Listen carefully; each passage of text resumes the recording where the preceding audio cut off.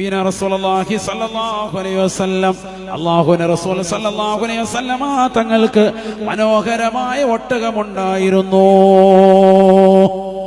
കാനത്ത് റസൂലുള്ളാഹി സ്വല്ലല്ലാഹു അലൈഹി വസല്ലമ വലബാഉ ഞാക്കത്ത് ഒരു ഒട്ടകമുണ്ടായിരുന്നു. ആ ഒട്ടകത്തിന്റെ പേരാണ് വലബാ. എന്താ പേര്? വലബാ. ഈ ഒട്ടകത്തിന്റെ പ്രത്യേകത എന്താ? ലാ തുസ്ബഖു. ഈ ഒട്ടകത്തെ മുൻകടക്കാൻ പറ്റൂല ഒരൊട്ടകത്തിനും. മക്കയിലും മദീനയിലൊക്കെ ഉള്ള എല്ലാ ഒട്ടകത്തിന്റെ മുന്നിലൂടെയും ഇത് നല്ല സ്പീഡിൽ നടക്കും. ഓട്ടം വരികയാണെങ്കിൽ ഓട്ടത്തിലും മികച്ചു നിൽക്കും. അപ്പൊ ഒരു നേതാവിന് പറ്റിയ നല്ല ഒരു വാഹനമായിരുന്നു വലബാ. നബിയുടെ ഒട്ടകത്തിന്റെ പേരാ. ദീർഘകാലം നബി അതിന്റെ മുകളിൽ ഒട്ടകത്തിൽ സഞ്ചരിച്ചു കൊണ്ടിരുന്നു എന്നാണ് ചരിത്രം. നബീന റസൂലുള്ളാഹി സ്വല്ലല്ലാഹു അലൈഹി വസല്ലം അല്ലാഹുവിന്റെ റസൂൽ ആ ഒട്ടകവുമായി സഞ്ചരിച്ചുകൊണ്ട് നിൽക്കുമ്പോ ഫസബഖഹാ ലഹു فجاء أعرابي بناقة له. ഒരു അറാബിയായ ഗ്രാമീണനായ മനുഷ്യൻ ആ നാട്ടിലേക്ക് കടന്നു വന്നു. ഒരൊട്ടകവുമായിട്ടാണ് വരുന്നത്. ഫസബഖഹാ ലഹു. അല്ലാഹുവിന്റെ റസൂലിന്റെ ഒട്ടകത്തിന്റെ മുന്നിലൂടെ ഈ ഒട്ടകം നടക്കാൻ തുടങ്ങി. മറ്റൊരാൾ ഒരു ഒട്ടകവുമായി വന്ന ഒരു ഗ്രാമീണ മനുഷ്യൻ. ആ ഒട്ടകം ഇച്ചിരി കൂടി നല്ല കൂവത്തുള്ളതാണ്. ഓരോ നടത്തത്തിൽ നബിയുടെ ഒട്ടകത്തിന് മുന്നിലൂടെ ഇത് നടക്കാൻ തുടങ്ങി. നടത്തത്തിൽ ഓട്ടത്തിലൊക്കെ ഇത് മുൻകടക്കാൻ തുടങ്ങിയപ്പോ സ്വഹാബത്തിൽപ്പെട്ടവർ ചിലർ മനസ്സുകൊണ്ട് കരുതി അതിനെന്തെങ്കിലും ഒരു പണി കൊടുക്കാം, ആ ഒട്ടകത്തിന് ഒരു പണി കൊടുത്തേ പറ്റുള്ളൂ എന്നിങ്ങനെ മനസ്സിൽ കരുതി ഇങ്ങനെ നിൽക്കുമ്പോ ഇത് നബി എടുത്ത് ഈ വാർത്ത എത്തുകയാണ്. ബിസലല്ലാഹി സ്വതങ്ങൾ ഈ വിവരം അറിഞ്ഞു. അപ്പൊ നബി തങ്ങൾ ഇവരെ വിളിച്ചിട്ട് നബി അവർക്ക് പറഞ്ഞു കൊടുക്കുന്ന ഒരു ശൈലിയുണ്ട്. ദുന്യാവിനെ പറ്റിയാണ് പറഞ്ഞു കൊടുക്കുന്നത്. എത്ര മനോഹരമായിട്ടാണ് ശരിക്കും മനസ്സിലാക്കാൻ. നബീന റസൂലുള്ളാഹി സ്വല്ലല്ലാഹു അലൈഹി വസല്ലം തങ്ങൾ അവരോട് പറയുകയാണ്, എന്റെ ഒട്ടകത്തിന്റെ മുന്നിലൂടെ അറാബിയായ മനുഷ്യന്റെ ഒട്ടകം മുൻകടന്നു പോകുന്നത് കണ്ടപ്പോ നിങ്ങൾ ആ ഒട്ടകത്തെ ഉപദ്രവിക്കാൻ മനസ്സുകൊണ്ട് കരുതിയല്ലേ സ്വഹാബ? പാടില്ല, പാടില്ല. ഹാദി ദുനിയാ,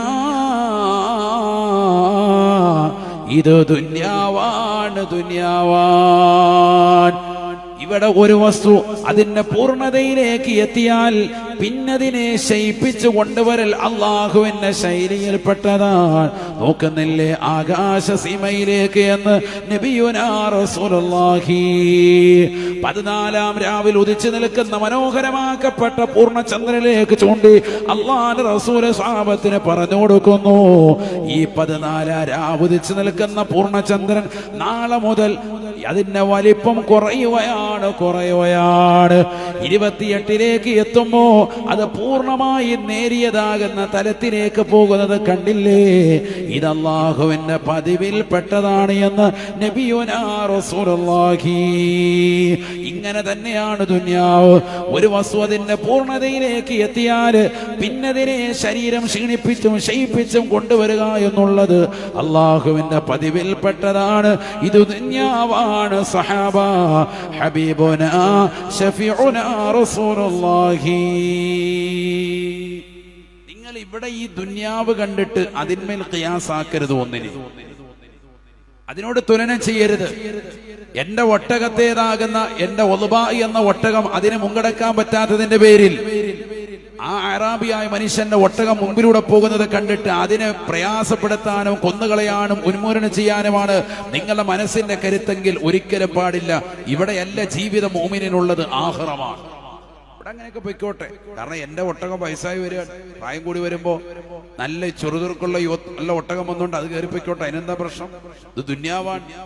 14-ാം രാവുദിച്ചിരിക്കുന്ന ചന്ദ്രനെ ചൂണ്ടിക്കാണിച്ചിട്ട് നബി തങ്ങൾ പറഞ്ഞു, കണ്ടില്ലേ നല്ല വൃത്താകൃതിയിൽ വലുതായിട്ട് നിൽക്കുന്നു ഈ ചന്ദ്രൻ. നാളെ മുതൽ ഇത് കുറഞ്ഞു വരും. അതുകൊണ്ടെന്താ? ചന്ദ്രൻ അതിന്റെ കുറവുണ്ടെന്നാണോ? പിന്നെ വീണ്ടും അടുത്ത മാസം 14-ലേക്ക് വരുമ്പോ അത് വീണ്ടും നല്ല റായത്തായിട്ട് വരും, പൂർണ്ണമ ചന്ദ്രനായി വരും. 1-ാം പിറ കാണുമ്പോ ഒന്നുമില്ല, നേരത്തത് 2 ഒന്നും കൂടി വലുത്, 3 അല്പം കൂടി. ഇതിങ്ങനെ വന്ന് അവസാനം 14-ലേക്ക് എത്തുമ്പോ പൂർണ്ണമായി നിൽക്കും. വീണ്ടും അടുത്ത ദിവസം മുതൽ കുറഞ്ഞു വരും. ഇത് അള്ളാഹുവിന്റെ പതിവിൽപ്പെട്ടതാണ്. ഇത് ദുന്യാവിൽ അങ്ങനെ എല്ലാവർക്കും ഉണ്ടാകുമെന്ന് സയ്യിദുനാ റസൂലുള്ളാഹി. അതൊക്കെ നമുക്കും പാടാണ് കേട്ടോ ഈ പറഞ്ഞത്. നമ്മൾ പഠിക്കാൻ വേണ്ടിയാ പറഞ്ഞത്. നമ്മുടെ ജീവിതത്തിൽ എപ്പോഴും ഉയർച്ച ഒരിക്കലും ഉണ്ടാവൂല, എപ്പോഴും താഴ്ച അതും ഉണ്ടാവൂല.